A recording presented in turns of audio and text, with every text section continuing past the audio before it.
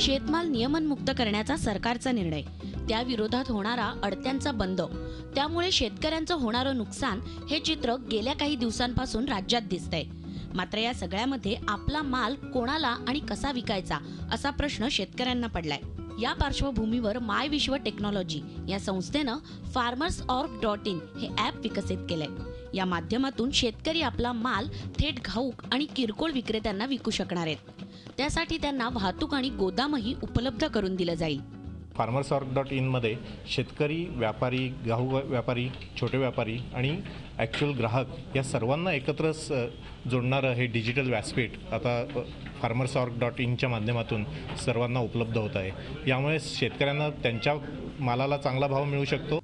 myविश्व.com ला नाना पाटेकर आणि मकरंद अनासपुरे यांच्या नाम फाउंडेशनचीही साथ लाभली आहे। 100 नावं आली शेतकऱ्यांची, ह्याच्याकडे हे आहे, ह्याच्याकडे हे आहे, ह्याच्याकडे हे, ह्याच्याकडे हे।